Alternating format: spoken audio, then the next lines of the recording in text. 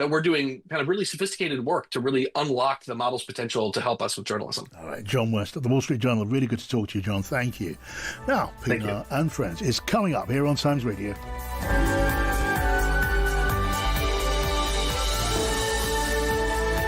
Across the UK, on DAB, online and on your smart speaker. This is Times Radio, the voice of the Times.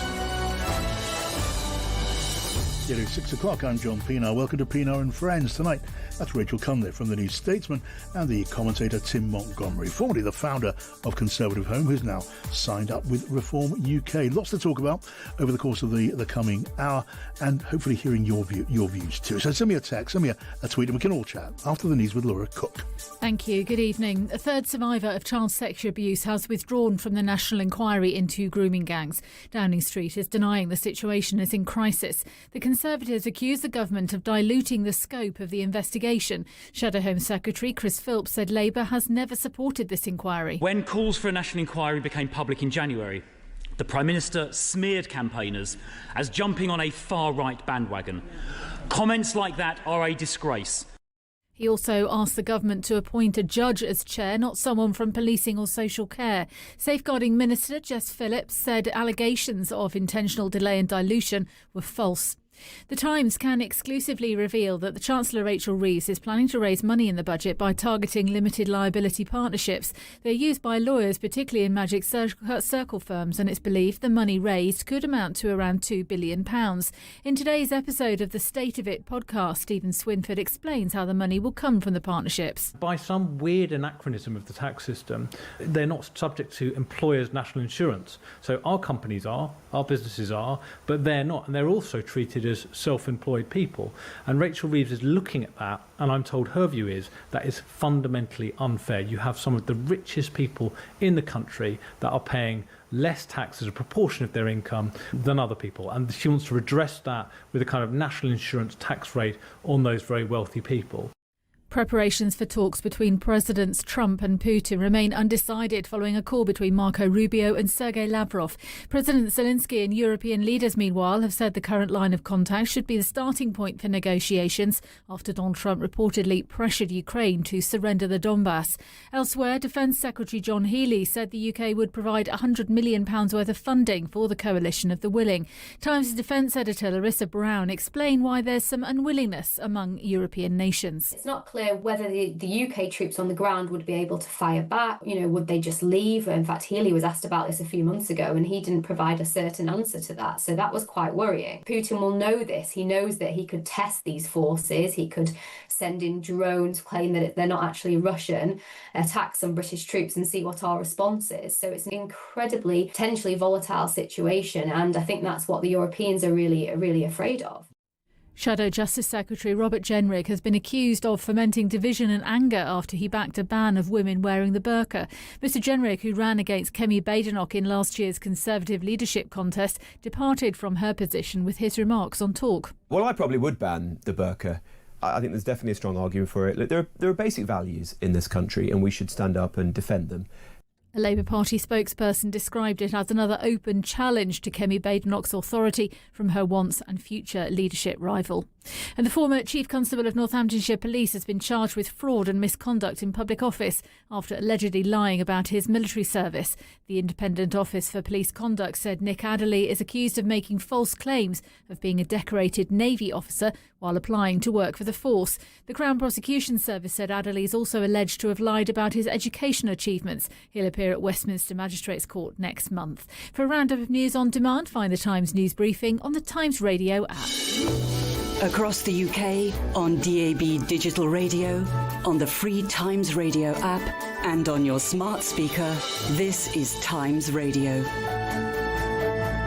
It is good to have you with us here on Pienaar and Friends, and out of good conversation in really good company. Which tonight is Tim Montgomerie, the commentator, now a member of Reform UK. Hello, Tim. Hi, John. Always good to see you. And associate political editor, or rather associate editor. Forgive me, I'm downgrading you, am I?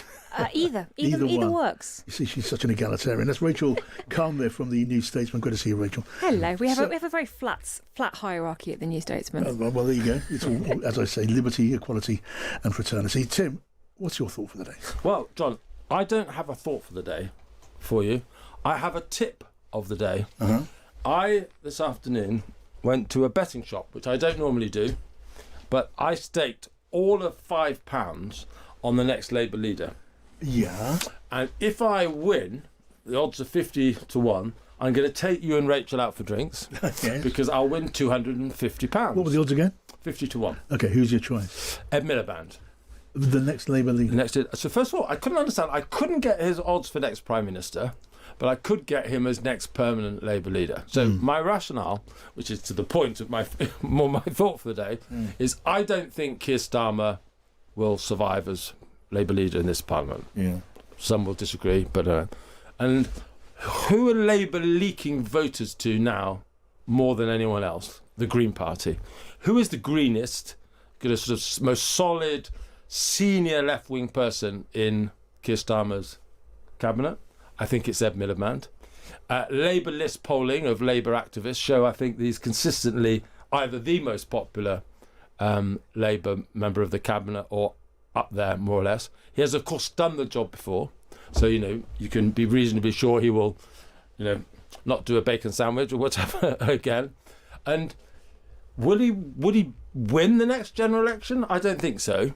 But I think he's potentially the person most capable of bringing the left together in some sort of solid format. So this tip I was discussing with a friend who I won't name, but I was thinking quite a lot about this today, and I was passing through Chinatown on the way back from recording my podcast earlier today, and there was a certain betting shop, I won't mention the name of and I thought, I'm going to make the second bet of my life, which of course invites the question, what was the first bet of my life? Okay. And that was, I bet about 10, 15 years ago that Philip Hammond would become the interim Prime Minister. So you people might like to judge my bet on Ed Miliband in that context, which obviously my first bet didn't turn out to be particularly wise. Right. But I think my case for Ed Miliband, 50 to 1, I don't think that's bad odds. No, well, on your record, I think I can say there's a job not waiting for you at the Racing Post.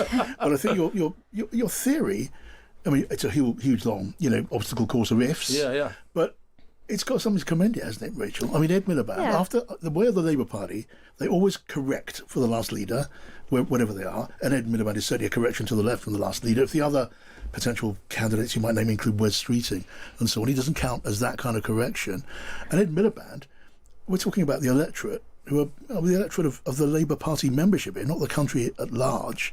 So he can be most unlikely to be the next Prime Minister, while also being the most likely, or at least a contender for Labour leader, if Starmer bites the dust. What do you think? Well, I think that also he's got quite a strong majority, at least compared to Wes Streeting, for example. He's got Jeremy Clarkson after him, hasn't he? He does have Jeremy Clarkson after him, but there's no such thing. There was no such thing as a safe Tory seat last time round. There's no such thing as a safe seat for anyone at the moment. But that is definitely going to feature in minds. I saw some quite interesting polling analysis that actually backs up Tim's rationale, which is that as the electorate is fracturing, the parties that do best will be the ones that are most successful at solidifying their core vote, rather than building broad alliances, because with more parties, broad alliances crumble much more quickly. And so the case for who is going to unite the left and bring the various left-wing factions under one umbrella, there is a very strong case for that. I guess against Ed Miliband, two things. One, as you said, he had the job before and he did not win an election, and that you kind of generally tend to get one shot at this as a party leader. And also whether this will factor in the minds of Labour MPs and members, I don't know. But they do keep talking about how the next leader, maybe at some point it would be nice to have someone who wasn't a white man, possibly. Other parties have tried it and it seemed to work out okay for them. Sometimes, not always. Not always. But then the white men don't always work out either. So I wonder I think that will probably be part of the debate. But definitely I think those odds suggest, I know nothing about betting, he is underpriced. Is that the right way of putting it? Yeah. Well, that's what I was shocked at when I thought 50 to 1. That's pretty good. And can I just state, for the record, lest there be any doubt, it is not my desired outcome. No.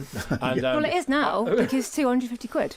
No, I need all that money to drown my sorrows. So maybe I won't share my winnings with you. Why would you be depressed about Miliband becoming the Labour leader? I would have guessed you'd think that's great. He's opened the door wider. Yeah, well, actually, I tell you one thing. I'm not saying I think that. I'm saying you would. Yeah. No, you're right. And I tell you one other sort of subtext to this. I'm sorry if I'm gobbling up too much time. But partly, actually, something you said, because you talked about the Greens as your thought for the day last week when we were together, Rachel, is one of the big challenges for Reform, my party, is tactical voting against Reform.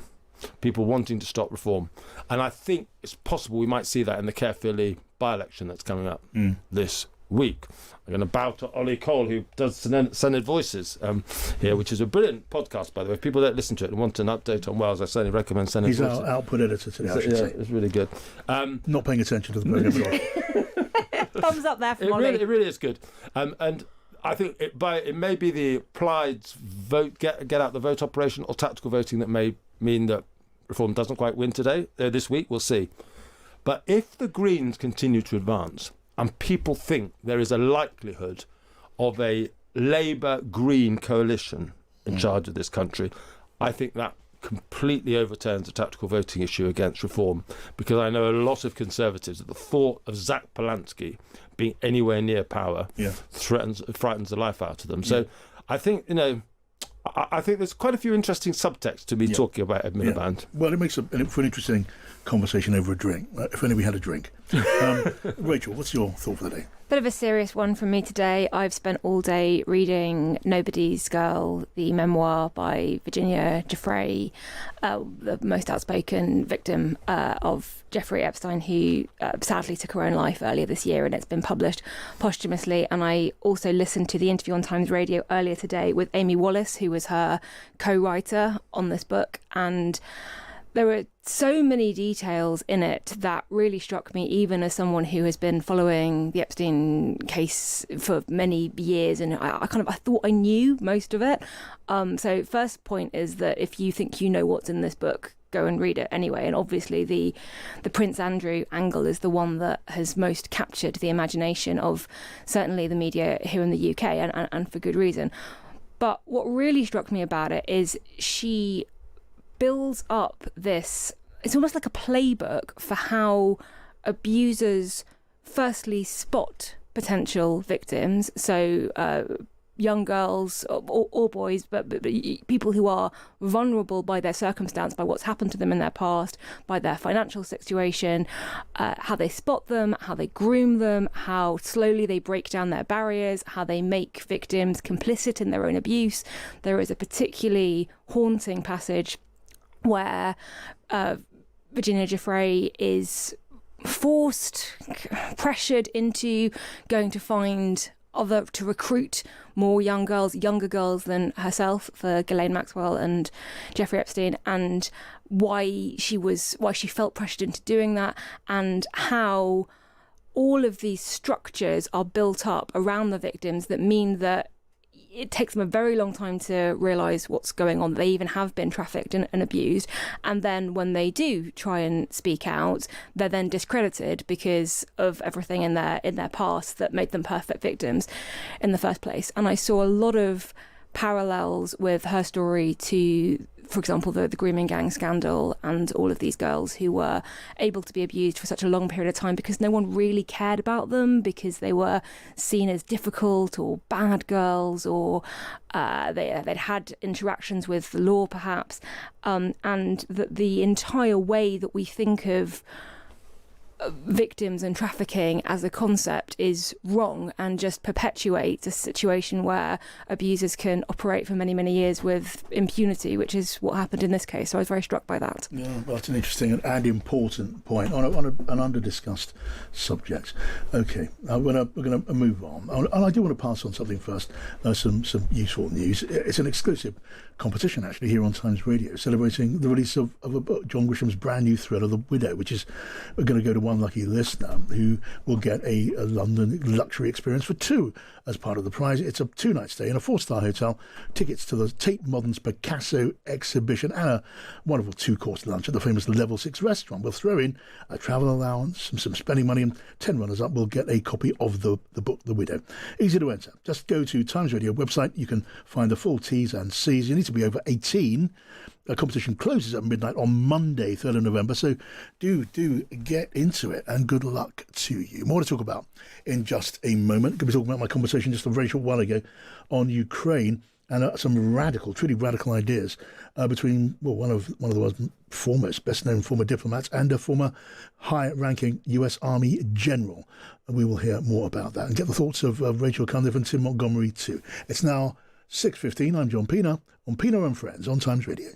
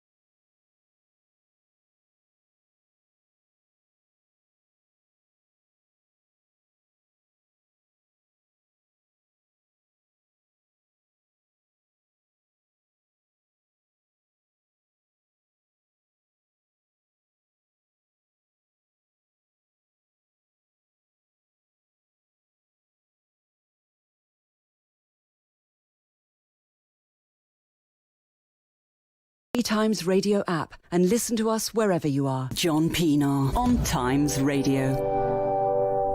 And here with me on Pienaar and Friends, Tim Montgomerie and Rachel Cunliffe from the New Statesman. Now, I want to get your thoughts, all of your thoughts, you listening as well as Tim and Rachel, to an idea that was explored and set out just in the last hour on the programme when I spoke to the former American ambassador to the United Nations and to NATO, Kurt Volker. And as you'll hear, his very bold idea, it was echoed pretty much immediately by the former US Army General Ben Hodges, who was the commander of the US Army in Europe. Now, we're talking about the coalition of the willing, that group of something like 30 nations supporting Ukraine, who are now discussing again, I should say, and again, the idea of sending troops to support Ukraine as and when there's a ceasefire in the war. And Ukraine, well, when it comes to Kurt Volker's view on this, he says it's not enough, got to go much further. Have a listen to this.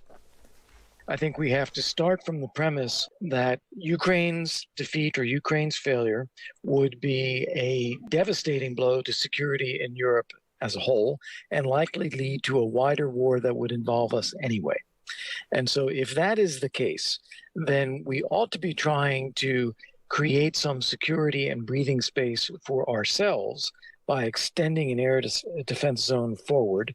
And we could be assisting and coordinating directly with Ukraine doing that and assisting them in their efforts to take down things over a certain zone. So Kurt Volker wants to see British and other coalition, as they would be, jets in the air over Ukraine, guarding installations, ready to shoot down missiles and drones. You don't see Russian warplanes over Ukraine. They're not confident enough. They aren't able to cope with what they would face over that territory.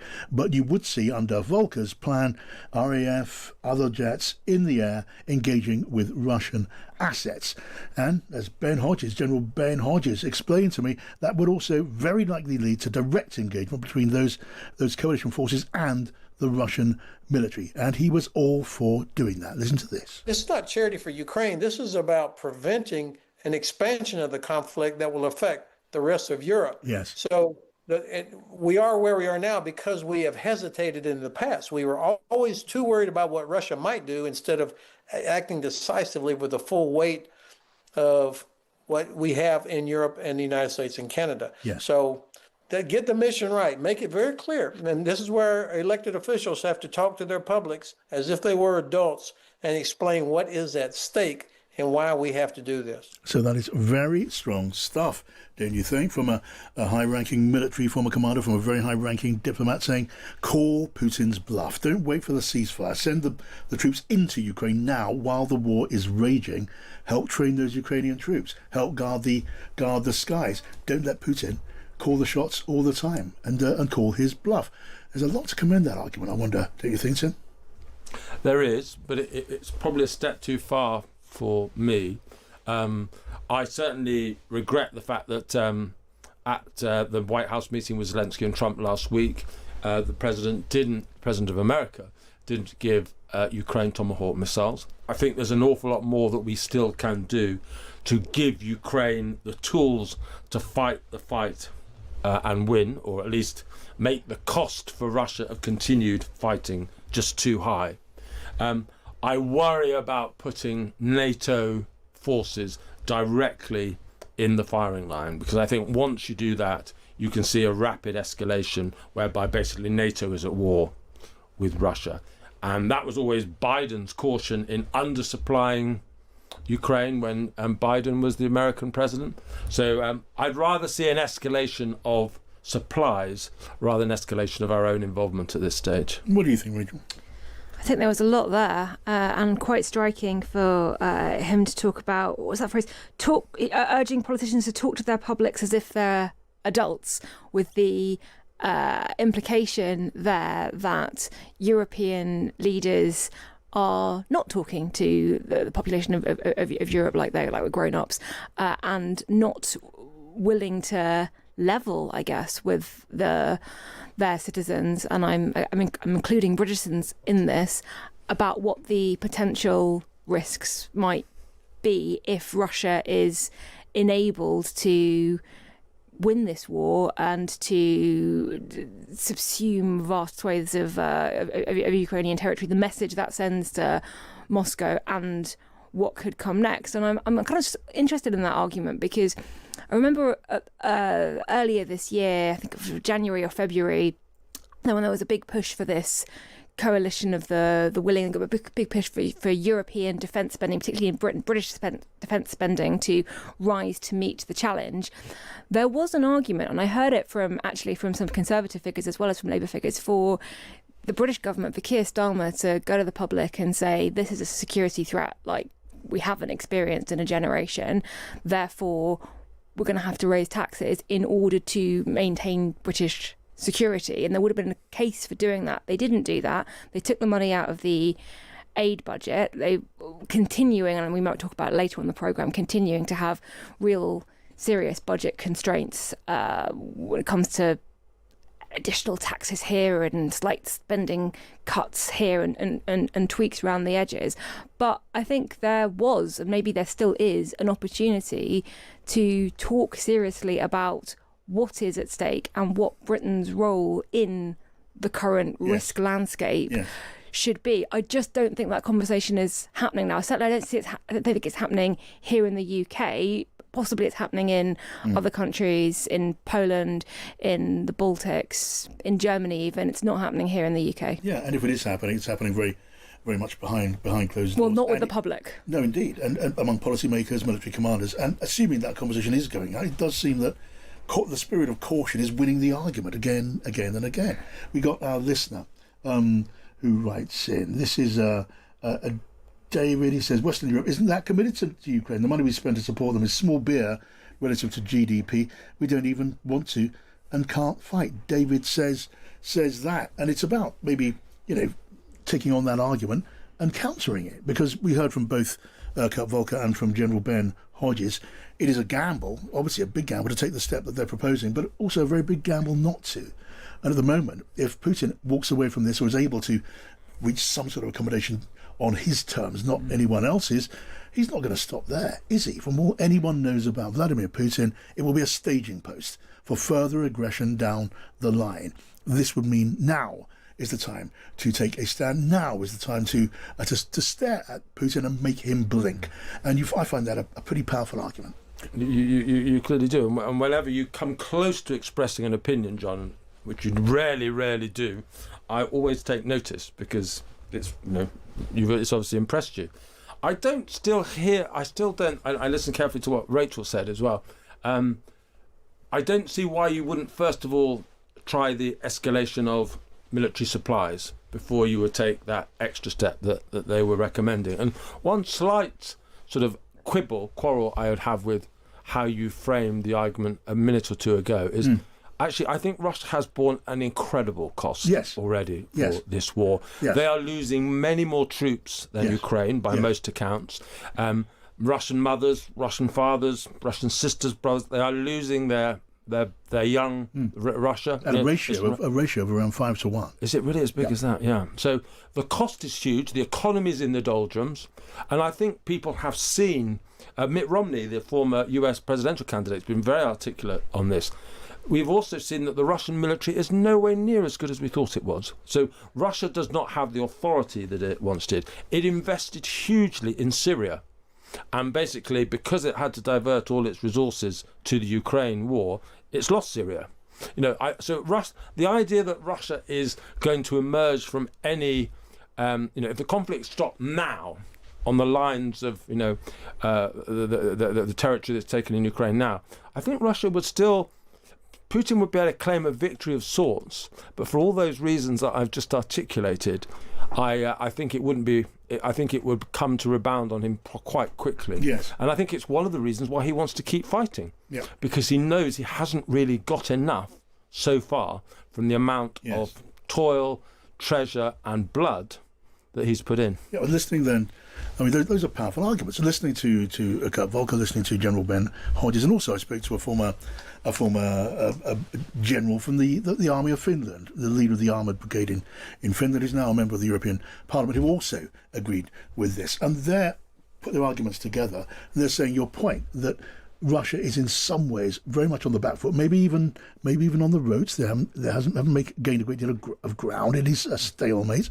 That means this argument is stronger and not weaker, because the object of the exercise is not completely defeat Russia by the weight of arms of the NATO and other combined militaries. It is about getting Putin to realise he's got to come to the table, because he has to at some point or another come to the table. The supply of tomahawks potentially be that? Sure, but he's not. Well, you can argue that's the case. Yeah. He's not getting the tomahawks. I mean, but I don't think he'll get what these guys want either from NATO. Well, no, that's maybe the most the biggest sort of chink in the argument, which is the members, the 30-odd members of the coalition of the winner. They can't agree on what to do now, let alone when it comes to escalating and upping the odds by putting troops into Ukrainian territory. I know we're not going to move on, but just very quickly, the thing they should do immediately, and this has taken Europe forever to come to conclusion on, is release the funds, Russian funds held in European banks, and allow Ukraine to have that money to fight the war and buy whatever they need.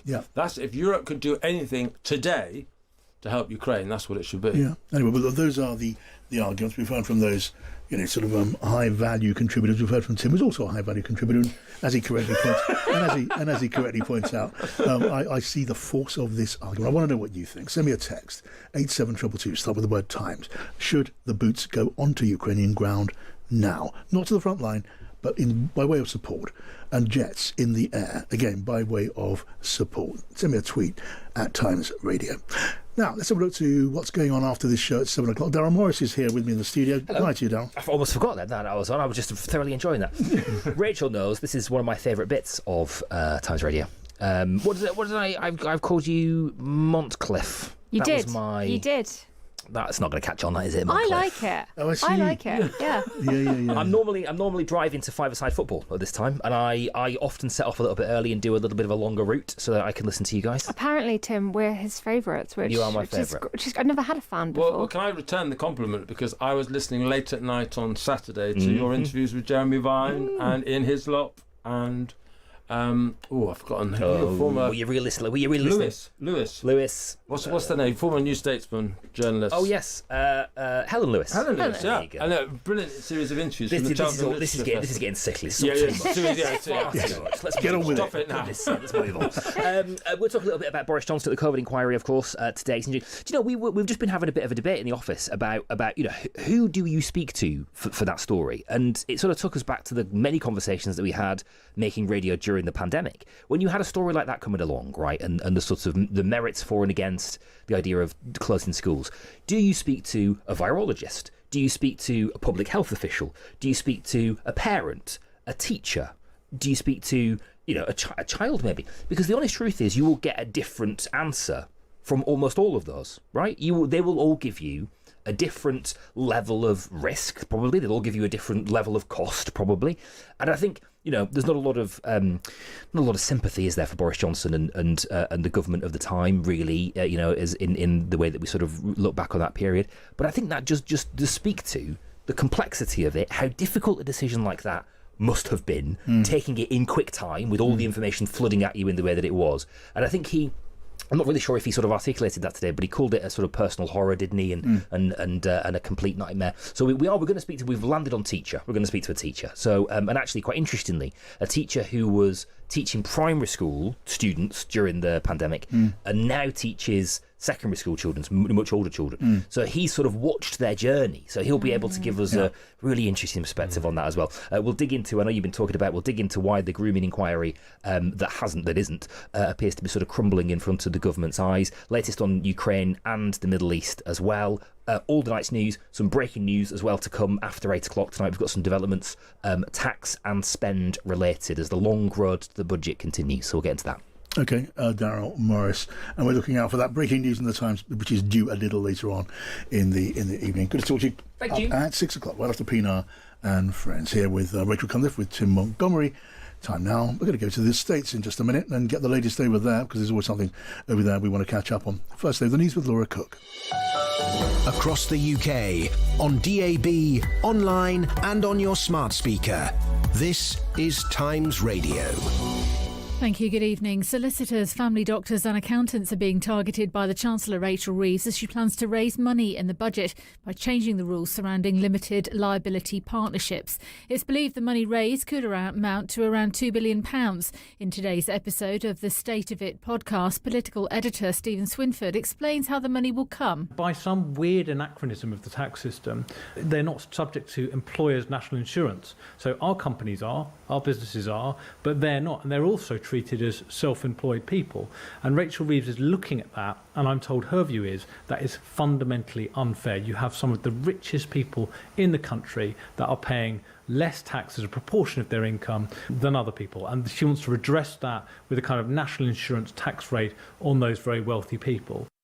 It's understood there are no plans for Donald Trump and Vladimir Putin to meet in person in the near future, but a White House official has said another call between the US Secretary of State and Russia's foreign minister is expected as soon as this week. A third survivor of child sexual abuse has quit her role in the national inquiry into grooming gangs. Downing Street is denying the situation is in crisis.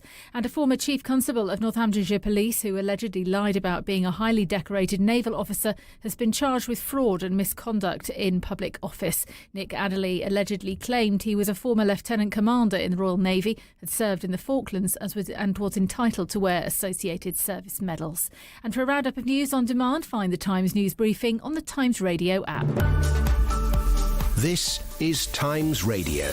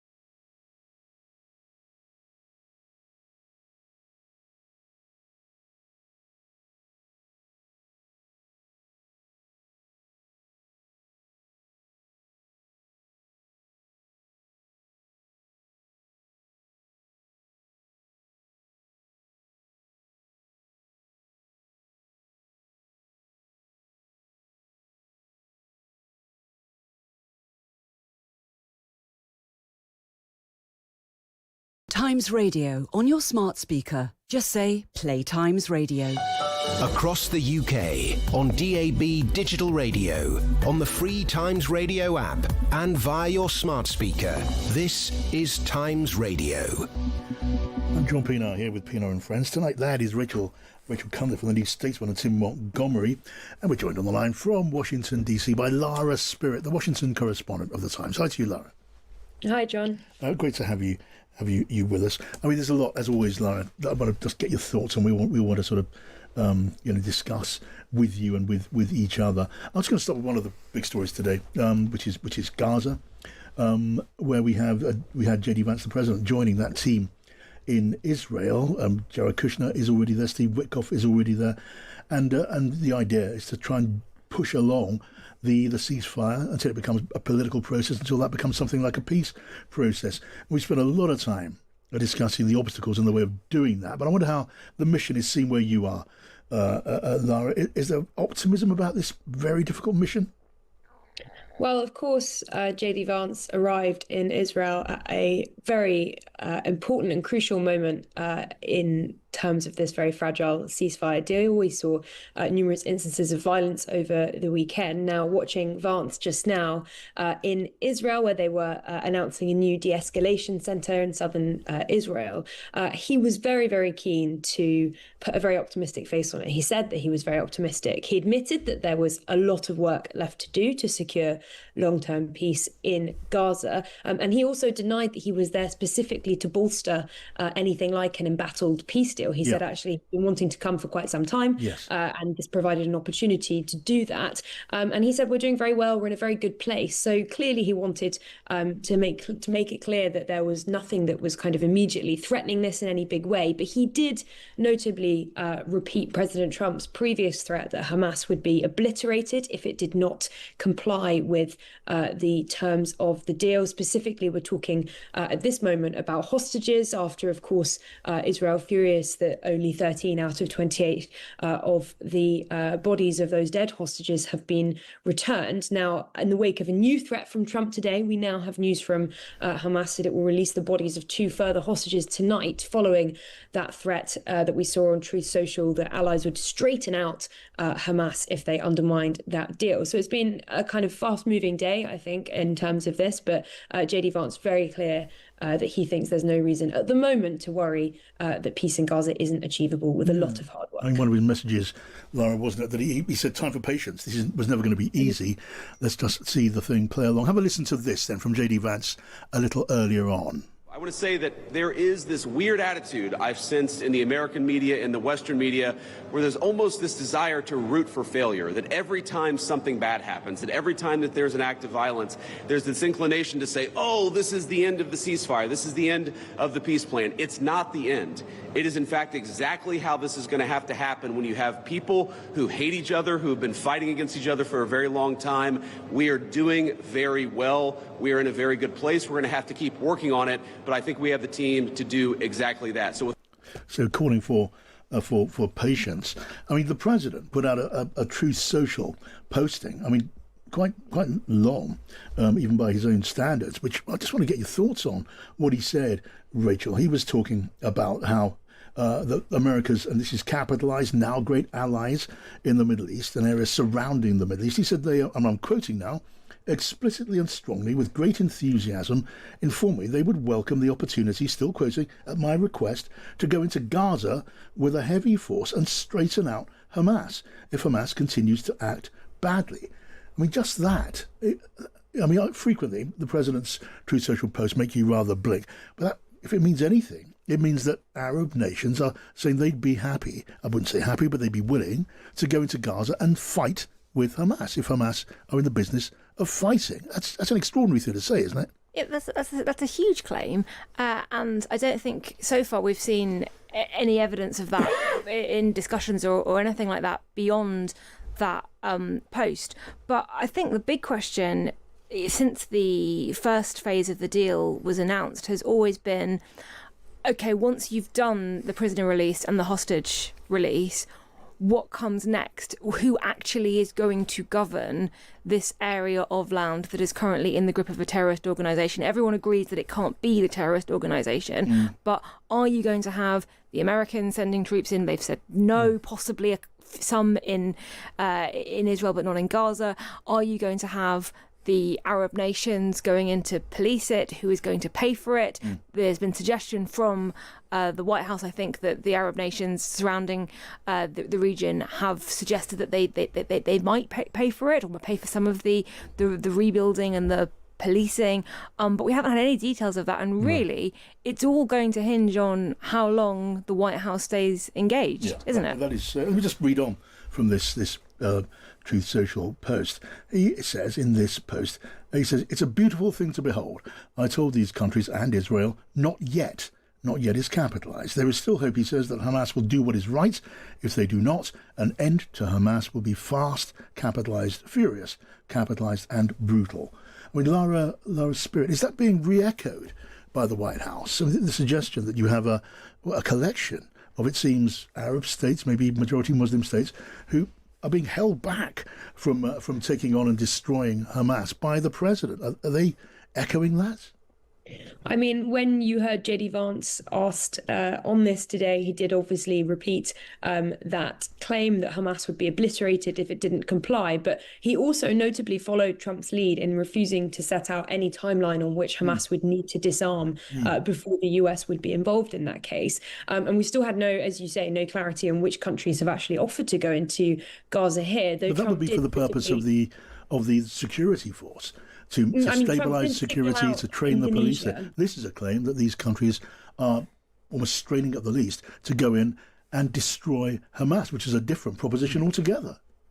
Yeah, you're right. That is a different proposition. And at the moment, obviously, we haven't seen any indication of exactly what that would look like. And indeed, the main message out of the press conference today in southern Israel, with Vance and Witkoff and Kushner all present, was very different. It was actually a pleading for patience. It was an insistence that long-term peace, especially the second and more difficult period of these negotiations, would be very hard. I mean, there are multiple references to how difficult this would be, how everybody needs to work hard, how people will need to put aside past grievances with one another to move towards some future consensus. And there was not, we should say, talk about, immediately going into Gaza in any shape or form. In fact, there was actually a real sense of trying to play up the prospect that this could work and that there were reasons to still feel optimistic. I mean, Kushner himself, echoing Vance, but in some ways going further, talking about how people were getting a little hysterical about incursions in recent days. In other words, kind of repeating what JD Vance was saying about the idea that there are those in the West and the media who are looking to undermine the ceasefire and to distort what, in their view, is kind of perhaps normal or characteristic incidences of violence at a time like this as something which is much more fundamental and would threaten the entire edifice of the ceasefire deal, which clearly at this point they don't want to admit is possible. Right, Tim Montgomerie's keen to come in too. Well, at the risk of adding to that list of people that JD Vance is disappointed with, that Lara's just set out. Look, I think we've been, the three of us around this table over the last 2 years have often worried about Israel's reaction to what happened on the 7th of October and the scale of what happened. But what's absolutely clear is that, I think this is hard to argue with, is the IDF, the Israeli military, are probably about the most skillful, battle-ready force in the world. And the fact is that over 2 years, they could not dismantle Hamas. They degraded them substantially. But, as we saw when the ceasefire was declared, the evil that is Hamas, and I don't say that lightly, re-emerged from their network of still a lot of viable tunnels, quashing opposition, killing anyone, any Palestinian who dares to stand up to them. Hamas and the IDF are two incredibly sophisticated, enduring, tough, battle-ready forces. Anyone who seriously wants to go into Gaza to take Hamas on, I just don't believe what the president has said. I just do not even begin to believe anyone would want to put their troops in harm's way. And this is the issue. If Hamas reassert control in some way over the part of Gaza that they now have opportunity to reassert their control over, they extinguish the groups that are resisting them with the brutal force that is their trademark, it's hard to be that optimistic about the next steps of this peace process. Well, okay. Well, we're going to move on now because I want to squeeze more in. So much to talk about. And if you can stay with us, Lara, I'd be really, really happy about that too. I'm going to ask you in a moment about the president saying again this evening, turns out, that there is now no immediate prospect, none in the diary, none on the immediate horizon for a summit between him and Vladimir Putin. He spoke about just the other day about that happening in Hungary, the country of a supporter of Putin, Orban. That apparently is off the agenda. What on earth does that mean? Let's get your thoughts on that, Lara, and we can talk about that too. All coming up on Pienaar and Friends here on Times Radio. They say we all come into this world alone, but that's not how we...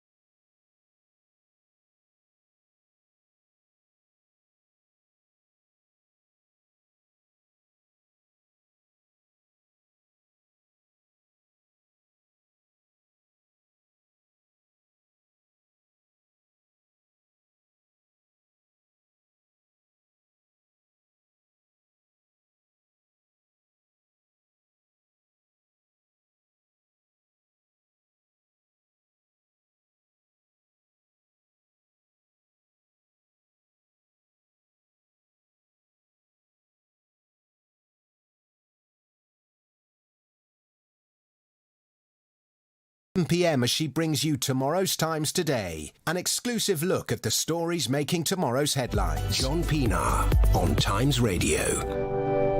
And here with me on Pienaar and Friends, Tim Montgomerie and Rachel Cunliffe from the New Statesman, and Lara Spirit, the Times Washington correspondent.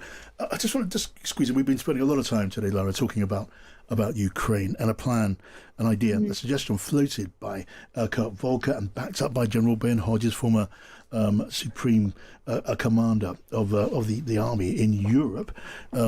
They both agreed time was to get very much on the front foot in Ukraine and put boots on the ground and planes in the air now. Now, we covered that in some detail. What I want to ask you about, if I can, is it's now coming out of the White House, it seems, making headlines on the evening news bulletins that the idea of a summit between Putin and President Trump is now off the agenda. What is going on?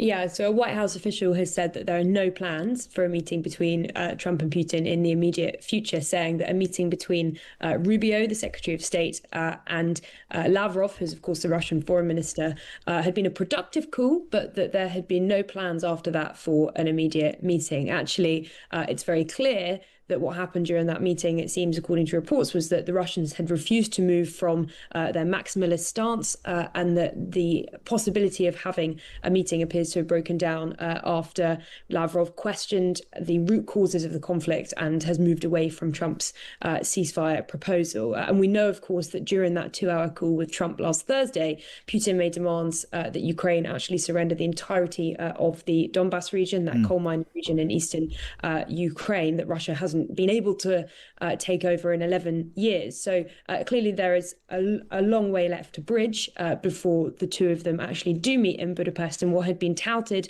as a possibly very significant summit now looks like it will take much longer to come to fruition, if indeed it ever happens at all. It does tell us, apart from anything else, though, doesn't it, that President Trump was misreading Putin all along.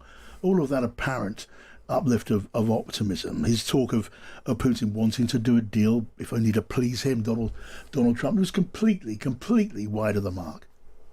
Well, it's hard watching this be right, because obviously you had the Alaska summit between Putin and Trump, at which beforehand you'd seen Trump quite willing, it seemed, to listen to Putin. And then during that summit, you had Putin talking about medieval Ukrainian history. You had what seemed to be no meaningful concessions at all from the Russian side. And after that point, you saw Trump very much flirt with the idea of issuing further support to Zelensky and the Ukrainians, at some points, mooting the possibility of Tomahawk missiles, which, of course, Zelensky was not able to secure at that White House meeting at the end of last week with Trump. And then you had a call last week, just before that meeting between Zelensky and Trump, between Putin and Trump, which seems to have got through to Trump in some shape or form and led in some way to that kind of testy behind-the-scenes meeting that we read about in reports between Zelensky and Trump, in which Trump seemed to relitigate some old questions that Ukraine has long hoped that he'd move away from, particularly around territorial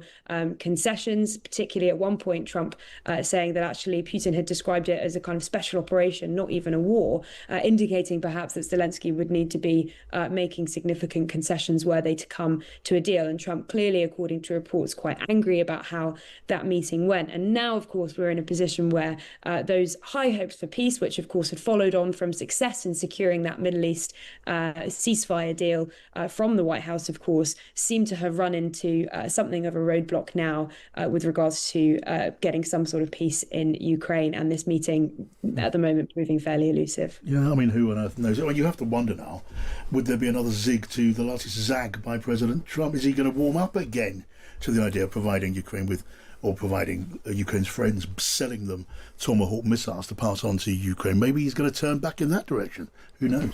I think Rachel might be a better commentator on this than I, but I think we need a Melania intervention. We've had Trump, Donald Trump come back before, haven't we, and say, "Oh, I've had a very good conversation with Putin," and then Melania says, "You have seen the news, haven't you? He's hit another hospital in Kyiv or whatever," and perhaps Melania just needs to say, send him some tomahawks, send Zelensky some tomahawks, for goodness sake. That's the only way Putin's going to listen to you. I always, perhaps, I'm probably on this group, well, definitely on this group, more than Rachel, give Trump the benefit of the doubt on lots of things, but I'm exhausted really with this stuff on Putin now. He's got to start delivering for Ukraine properly now, because Putin is playing him, and he's looking, and everyone in the world can see it. Yeah, Tim, you're just echoing what I was, or pre-echoing the point I was going to make, which is that it really does seem that in foreign policy terms, Trump is very easily swayed by whoever he had the last conversation with. And sometimes it's Melania, as Tim mentioned, but something clearly shifted between Alaska and that Putin phone call and the reports that with the meeting with Zelensky, he was essentially just echoing Kremlin talking points, which is what he was doing at the start of the year. And then he went on a journey, realising perhaps that he was being played by Vladimir Putin and being made to look a fool on the world stage. And he got frustrated and he got impatient. And now we're back to square one again. So I would love to know what is shifted there. Was there new information? Was there a new argument made? Is it perhaps that with the... Well, actually, anything but. I mean, in some ways, Putin, isn't he the absolute antithesis of President Trump? He does not change his mind. He has a mission. He's got a sense of his own and Russia's destiny, and he sticks to it. And so far, he keeps on winning when that will is tested, certainly where America is concerned. Can I just ask you one more thing, Lara? It's a big story, this. It deserves more than just a minute or two. But the appeals court, a US federal appeals court, has now ruled that President Trump can send National Guard troops into Portland, Oregon, despite the objections of city officials, the state, and so on. Tell us about the significance of that, because it is significant, isn't it? It is significant. It may not be decisive. So it's not actually clear yet if National Guard boots will be on the ground in Portland, because this applies only to the first of two restraining orders that were issued by a lower court. So one of them has been overturned. One of them still appears to stand. And so it's not clear whether or not this means that National Guard troops are going to be in the city, which Trump thinks is war-ravaged by crime, imminently. Of course, it's significant in the wider context of the Trump campaign against crime in major, predominantly Democratic-run cities in the US. We are seeing in Chicago, where I was the week before last, a big effort to keep the National Guard out of the city by the Democratic governor, J.B. Pritzker, and at the moment success in that regard, because it does appear that the legal challenges have been successful. They haven't been overturned yet. Indeed, an appeals judge has maintained the decision by a district court to temporarily restrain intervention. It's still not clear what will happen. And is this all heading for the Supreme Court of the United States, the obviously the highest court in the land that gives the final ruling? And if that's where it goes, you wonder, will the administration be confident, because they've won more than they've lost by far when it's gone to the Supreme Court? Well, when it comes generally to this question of judges making decisions on Trump's actions, it seems that the Trump administration opts often for a strategy of asking for forgiveness and not permission, and not necessarily always asking for forgiveness. And in this particular regard, the main thing people are watching for is, will they move in advance of actually getting these decisions? At the moment, there's actually, some would say, been a bit more reticence to do so than some were expecting, right? They have moved troops into the vicinity of a lot of these areas, but they are sort of waiting to see how these decisions actually pan out. And I mean, in the case of Chicago, they've been highly, highly critical of the decision by a judge in the district court in Illinois, Judge April Perry, who has herself said that her threats against her started within 10 minutes of taking the case. And Stephen Miller, very senior White House advisor to President Trump, reposting a photo of her on X and being very, very critical of that judgment, which had sort of indicated on her part that she thought the founding fathers wouldn't have supported an intervention of this case. This is going to be a very, very long-running fight, I think, over the coming months and indeed years of the second Trump administration. And certainly, I think the legal aspect of it is really only one part of it. All right, Lara, lovely to have you with us. Let's do this again. We will be in touch, I promise you. Lara Spirit there, Washington correspondent for The Times. Now, we've got a couple of minutes left before the top of the programme. I want to bring you a couple of stories now being presented by The Times in their own way, different stories, but in their own way very interesting. I want to start with the budget story, because in the State of It podcast, the political editor of The Times, Steve Swinford, has this on one of the ways in which the Chancellor, Rachel Reeves, seems to be planning to raise money for the budget. There are things called limited liability partnerships, which are used by lawyers, particularly in magic circle firms. These are your megabucks ones. And by some weird anachronism of the tax system, they're not subject to employers' national insurance. So our companies are, our businesses are, but they're not. And they're also treated as self-employed people. And Rachel Reeves is looking at that, and I'm told her view is that is fundamentally unfair. You have some of the richest people in the country that are paying less tax as a proportion of their income than other people, and she wants to redress that with a kind of national insurance tax rate on those very wealthy people. So Steve Swinford there with a nice exclusive for the State of It podcast. What do you think of this, guys? And briefly, doctors, lawyers, accountants, very well paid doctors, lawyers and accountants are going to be, it seems, asked to cough up more by way of national insurance that they don't have to pay at the moment, and it's worth £2 billion, which is obviously sort of thing that would please Rachel Reeves very well. How would it go down? Well, firstly, it would be an answer to that question, who counts as working people, because that was the big thing on which the Labour tax promises, no tax increases on working people. So the implication there is that doctors and lawyers are not working people in the way that employees are, although obviously you can make the case that they should pay the same tax as everyone else. The problem is, though, that those kinds of individuals tend to be quite vocal, the kind of people who will lobby their MP, who will write letters in newspapers, who will appear particularly perhaps to the Times on this programme, as I was about to say. And I think if it were just lawyers, then that would probably be something that Labour could fit into its messaging. That question of who is Labour for. Nobody ever wants to speak up for the lawyers. The fact that family doctors are included in that, I think, is a big issue for them, because that goes against supporting the NHS, and that's kind of core to Labour's ethos. It's kind of like reason for existing. So I can see the appeal of it. I just think she's going to have to go bigger as well. Yeah. It's tinkering, right? I wonder about that. I mean, family doctors is pretty well known now. I'll do pretty well by way of remuneration. Sure, but it's our NHS, John. Our NHS. Okay, I want to get one more in a moment we have less. Another Times story It seems that the Cabinet Secretary, Chris Wormold, is in the crosshairs, unlikely to survive past January, with the COVID inquiry used as it says, pretext for his departure. Now, this is a bit of an extract. Gabriel Polgan and Patrick Maguire have been on the case discussing it. Have a listen. But what we've heard on, I should stress, impeccable and unusual authority, so these aren't people that unburden themselves very often, is that the Prime Minister's inner circle has absolutely lost confidence in the Cabinet Secretary. Those around Starmer, and that does not just mean Morgan McSweeney, his Chief of Staff, but from top to bottom there is growing consensus that Wormold is the personification of everything which Cummings identifies as being wrong with the civil service, and the personification of everything Labour needs to overcome in order to give effect to its stated pledges on the economy and migration.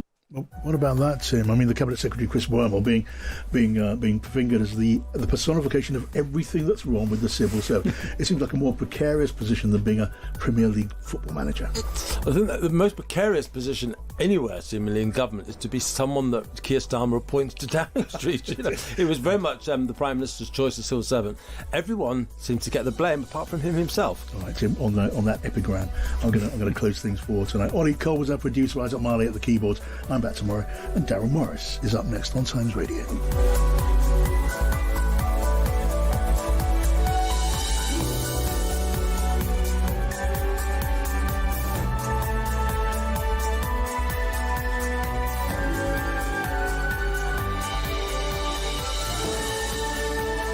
Across the UK, on DAB digital radio, online and on your smart speaker. This